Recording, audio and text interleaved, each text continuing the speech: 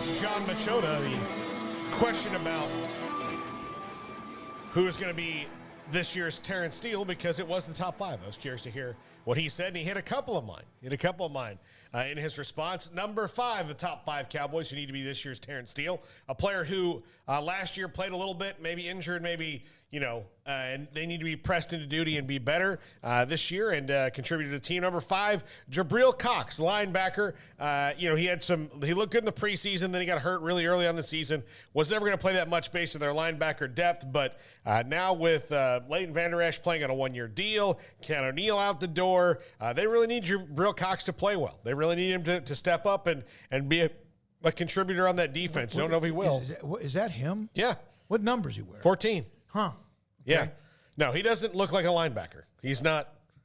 He doesn't. A couple times I saw him. Because he didn't really play much, and so I didn't even realize it was his number. Yeah, one time he was out of the field, and I saw 14. I thought, is he a running back? Yeah. But yeah, he's a quarterback number or a wide receiver number at least. Okay. Yeah.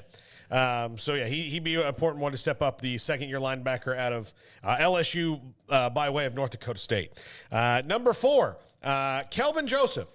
Now, this one is a real crapshoot because if his legal problems come back up, then that's, going to change things for the Cowboys. But he was a second-round pick in 2021. So they need him to be a contributing starter this year. That may be a lot to ask. Yeah. Still interesting to know who knew about the shooting and he was a part of that car first, the police or the Cowboys? Yeah. Who knows? Because I remember McCarthy saying something one time where it's like, man, it sounded like they knew about it 2 or 3 days before the police did, which is a little strange. Yeah. Yeah, okay. Yeah. Good talent. See if he plays. Well, I mean, it's probably because his agent probably told the Cowboys, and then he didn't want to speak to cops right away. Yeah. That's why they found out before the police did. Yeah, the question is, should the Cowboys have called the police? Well, and who's to say that they didn't arrange it, Number 3, Tyler Biadasz, who was mentioned by John Machota. If this doesn't work out, they've got to go center, and they got to go center high in the draft, which is not something – they did it with Travis Frederick, and that worked out great for them. And if not for his health issues, might still be working out great for them.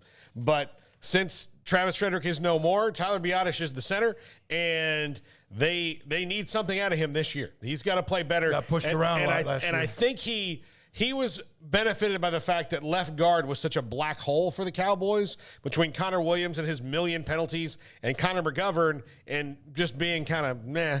So it's got to be Tyler Biadasz or they've got a problem. Yep, they do. Yeah. I remember his rookie year, people thought he had a good upside. He's just a body. Yeah, right now he's been just a guy. And that's what a lot of people thought about Terrence Steele as an undrafted rookie. And that guy, really, not many people are going to dedicate themselves in the offseason to what Terrence Steele did. Even players you expect that from. So, but Tyler Biadasz needs to. Number 2, Osa Odighizuwa, who actually played really well in spots last year for the Cowboys. But if they can get production out of the defensive tackle spot, which they have not for quite a long time, probably since David Irving, had that one really, really amazing year, and then dedicated his life to ganja. If you really think about all the problem children they've had, dude, it's ridiculous. You can go on for hours. Like, it's ridiculous. Every guy's got a caveat with something they've been involved with or whatever. Yeah, I'm sorry to interrupt there, but it's crazy. Yeah. It's crazy. Yeah. David Irving was going to make $15 million a year on the free agent market and kind of jumped the gun on the NFL's marijuana policy. But part of it was... And then double down. And look, if you got your beliefs, you got your beliefs, buddy. But also, if you just wait a little bit... Because started your own dispensary. Yeah, exactly. With the money you would have earned. Yeah. But you just had to smoke. Yeah. But Osa Odighizuwa really played well last year. And then, look, there's guys like Chauncey Golston, also on the defensive line they'd like to see step up because, the other defensive end spot is going to be, in question. We'll talk about that in a second. But Osa Odighizuwa, if he can step up, and Neville Gallimore maybe too. But I think this one, if he can be kind of a stud on that defense, it's going to change what Dan Quinn is able to bring. I agree. A lot of ifs there. Yeah. That's the only thing. Yeah. Yep. And number 1, Dorance Armstrong. re-signed to a 2-year contract. Kansas had some big moments last year. I played the highlight in the open of the block punt he recovered. He really played well and played his way to that contract. And he's the guy they signed because they lost Randy Gregory. He's probably playing for another team on a similar kind of deal if Randy Gregory signs with the Cowboys. So he's back. Dante Fowler's in that mix.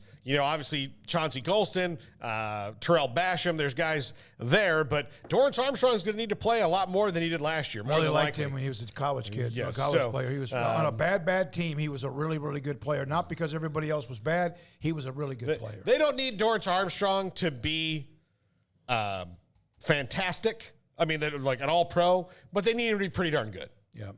Well, they're supposed to have an all-pro on the other side. Yeah. In DeMarcus Lawrence, right?